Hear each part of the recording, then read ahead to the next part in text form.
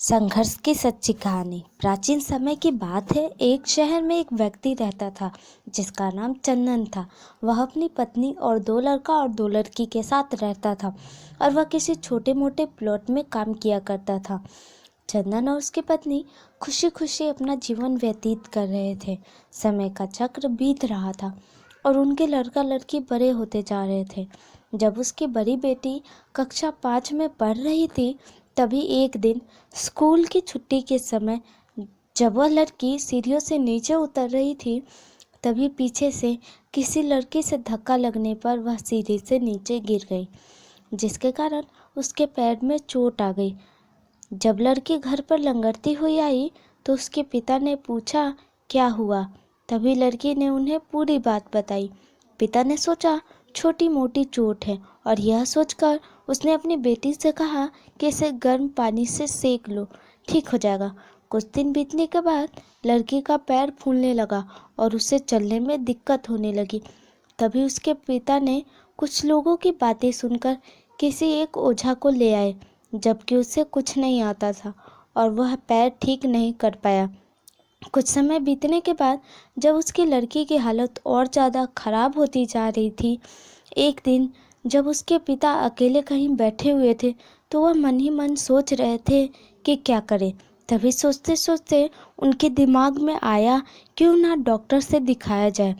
तभी दूसरे दिन वह अपनी लड़की को लेकर वहीं पास के अस्पताल में जाते हैं।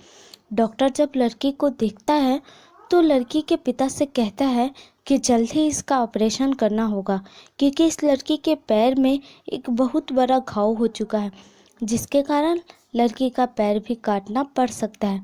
पिता डॉक्टर से पूछता है कि ऑपरेशन में कितने पैसे लगेंगे।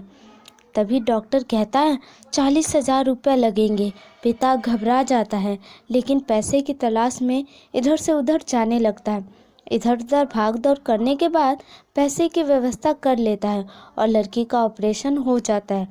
ऑपरेशन के बाद लड़की अपने घर आ जाती है, परंतु लड़की के पैर में कुछ सुधार न होने के कारण पिता चिंतित रहने लगता है।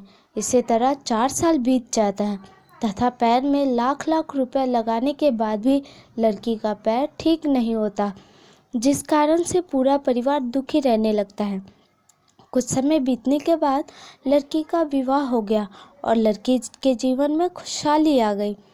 पिता सोचता है कि अब सब कुछ ठीक हो गया है, संघर्षों का दौर खत्म हो गया, परंतु किस्मत को कुछ और ही मंजूर था। एक दिन जब वह बाजार जा रहा था, तभी पीछे से किसी ट्रक के द्वारा उसका एक्सीडेंट हो गया, जिसके कारण उसके सर में गंभीर चोट आई। चंदन 1 महीने तक बिस्तर पर ही रहा। 1 महीने के बाद ठीक होने पर वह सोचा कि अब सब कुछ ठीक हो जाएगा। तभी उसकी पत्नी का स्वास्थ्य खराब होने लगा और वह बीमार पड़ गई। यहाँ वहाँ छोटे डॉक्टरों को दिखाने के बाद तबीयत और बिगड़ गई, जिसके कारण उन्हें वाराणसी के BHU अस्पताल में ले जाना पड़ा। वहां जाकर पता चला कि उसकी पत्नी के पेट में गंभीर बीमारी हो गई है, परंतु चंदन को यह विश्वास था कि उसकी पत्नी ठीक हो जाएगी और चंदन इसी विश्वास के साथ अपनी पत्नी को हमेशा वाराणसी के अस्पताल में ले जाने लगा। कुछ समय बीतने के बाद पत्नी के तबीयत में सुधार आने लगी। चंदन सोचा कि अब सब कुछ ठीक हो जाएगा।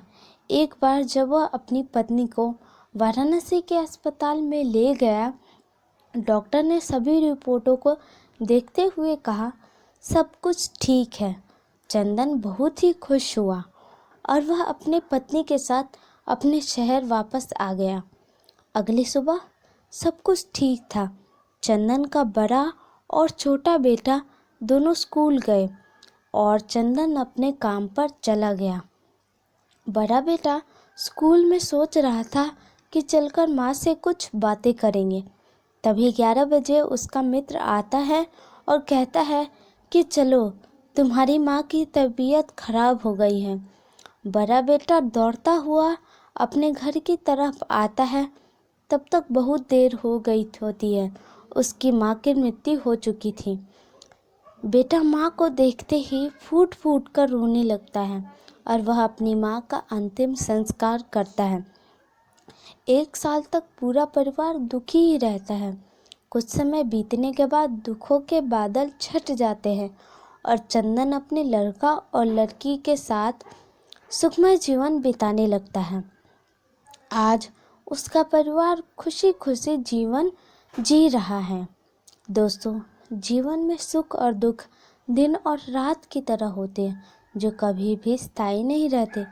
इसलिए दुख के समय कभी हिम्मत नहीं हारनी चाहिए तथा सुख के समय कभी अहंकार नहीं करना चाहिए, इसलिए कहा गया है। धन्यवाद दोस्तों। अगर आपको ये कहानी अच्छी लगे तो प्लीज़ वीडियो को लाइक और चैनल को सब्सक्राइब ज़रूर करें। वीडियो को देखने के लिए धन्यवाद। अगर आपको ये कहानी अच्छी लगी हो तो प्लीज़ कमेंट में ज़रूर बताएं और मेरे चैनल को सब्सक्राइब ज़रूर करें। ऐसी ही नई नई कहानियाँ देखने के लिए आप मेरे चैनल को सब्सक्राइब कीजिए। मैं ऐसे ही रोज़ रोज़ नई नई मोटिवेशनल कहानियाँ आपके लिए लेके आती रहूँगी। तब तक के लिए धन्यवाद। मिलते हैं नेक्स्ट वीडियो में। तब तक आप मेरे चैनल को सब्सक्राइब करना मत भूलिएगा। धन्यवाद।